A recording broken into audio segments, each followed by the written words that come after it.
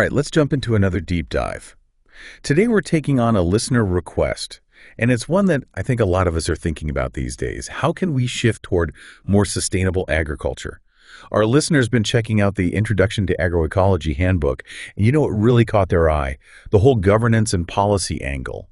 That's where we're headed today, to see how we can really make some lasting change happen. Not just on individual farms, but like system-wide. Absolutely. Yeah. You hit the nail on the head there. It's not enough to just have good intentions or even the best farming techniques.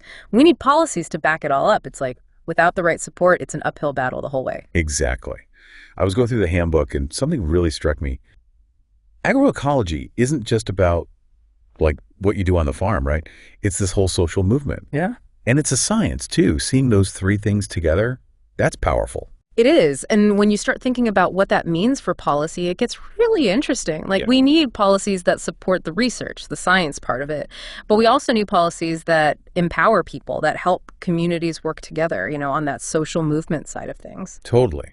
It's about creating a system where doing things sustainably is just like the norm. It's not about going rogue or being the odd one out. Yeah. So where do we even begin?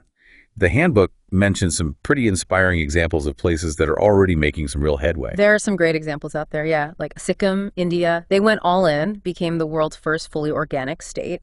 It wasn't easy. There were definitely challenges, but it just goes to show what can happen when you've got the political will and you're looking at things holistically. And what about places like, say, the European Union?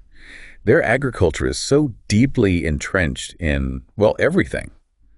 Is it even possible to shift things there? It's definitely more complex, for sure. But even there, things are starting to move. You've got the EU's Common Agricultural Policy, the CAP. For decades, it's been a big driver of conventional agriculture, the kind we're trying to move away from. But there have been some reforms lately, and they've actually started to incorporate some agroecological principles, which is a big deal. So it's not a complete revolution, but it's a step in the right direction.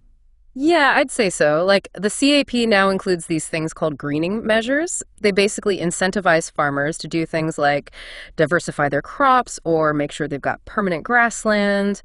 It's a recognition that we need to go beyond just trying to squeeze every last ounce of yield out of the land and start thinking about the long-term health of the environment too. But I can imagine there's pushback, right? People who benefit from the way things are now, they're not going to just roll over. So how do you navigate those competing interests and make sure these changes actually stick? That's the tricky part, for sure. It's where collaboration becomes so important. We need to come at it from all angles, not just policymakers, but farmers, researchers, even consumers, everybody. Think of it like a puzzle, right? You need all the pieces to see the full picture. So it's not just about rules and regulations coming down from the top. Nope, it's got to come from the ground up too, Those grassroots movements are so important. And the handbook talks about public-private partnerships too, which is a really cool idea. Imagine a government agency teaming up with a research institution and a private company, all working together to help farmers make that transition to more sustainable practices. Combining all those resources, that's how you get things done. It makes sense, yeah. But let's be honest, are we just looking at a few isolated examples of progress here?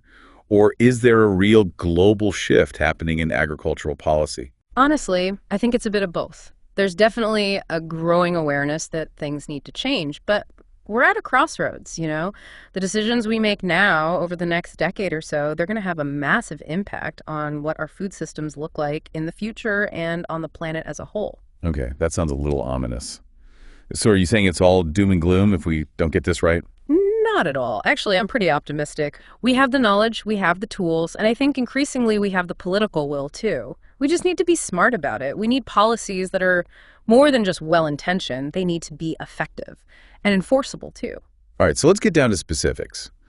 What are some policies that can actually make a difference, that can really get agroecology off the ground? Well, one big one is how we handle agricultural subsidies. Right now, a lot of subsidies actually encourage practices that are harmful to the environment.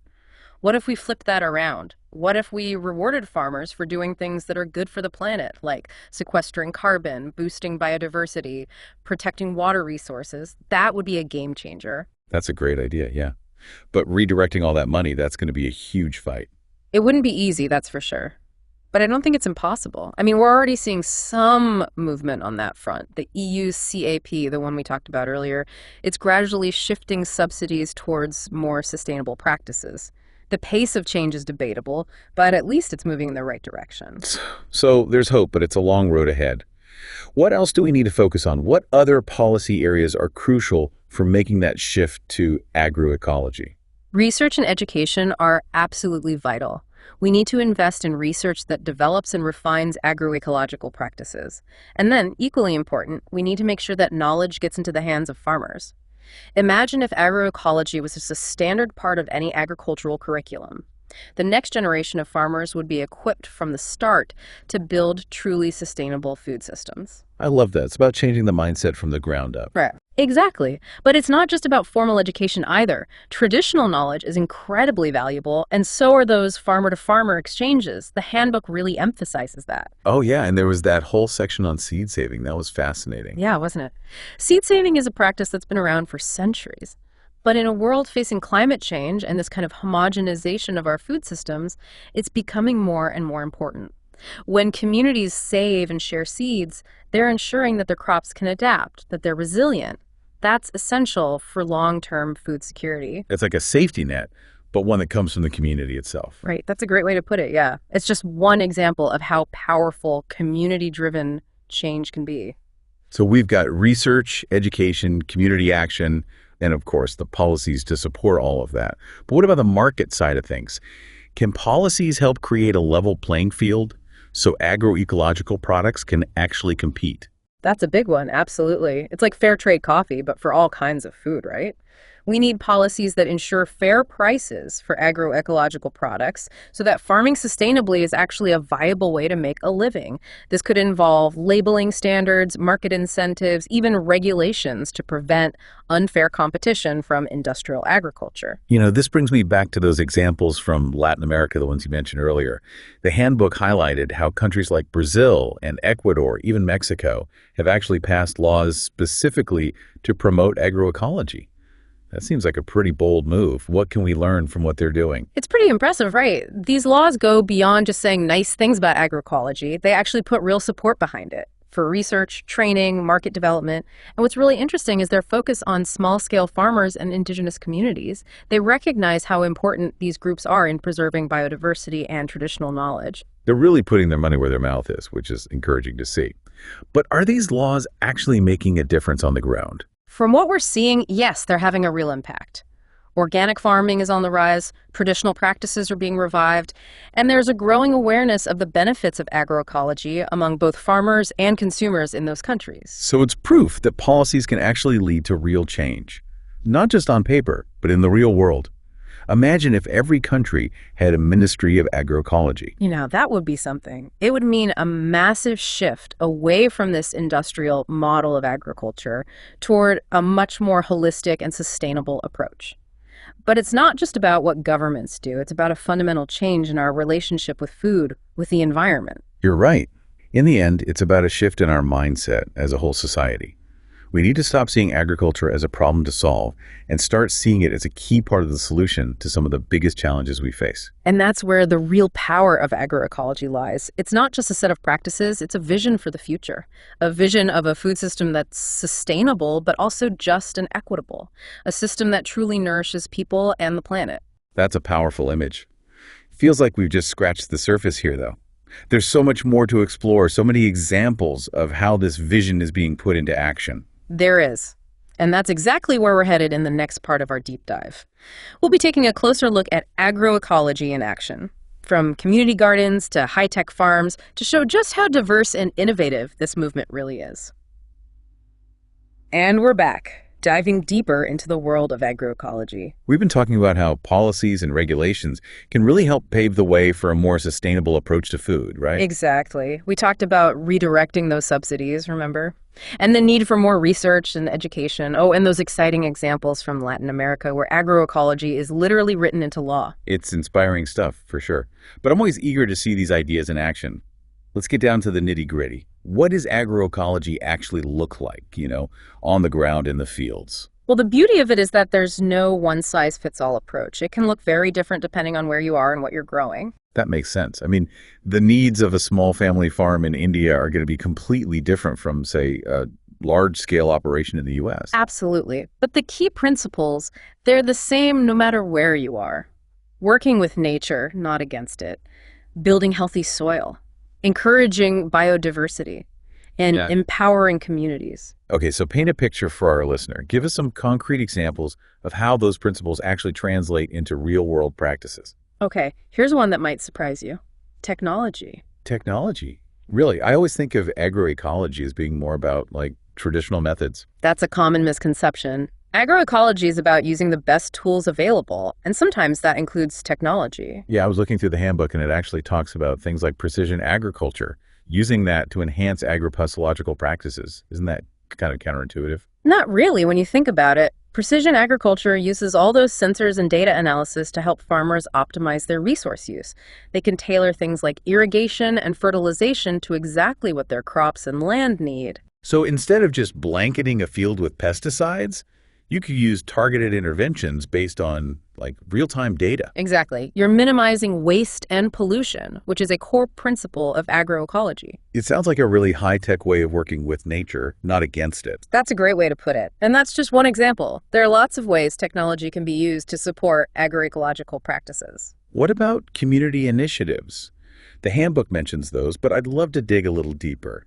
How do those play into making agroecology a reality?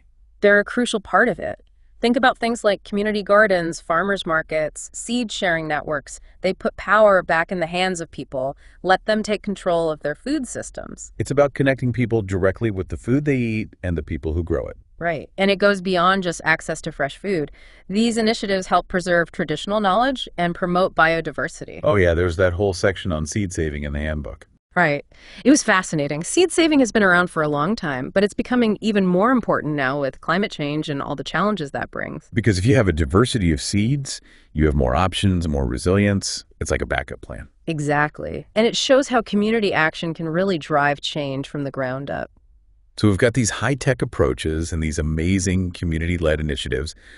What about the farmers themselves? How are they handling this transition to more sustainable ways of doing things? It's a journey, for sure.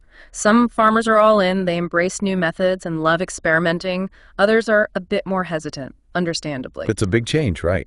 Especially for farmers who've been doing things a certain way for their whole lives. There's a lot of risk involved. Absolutely.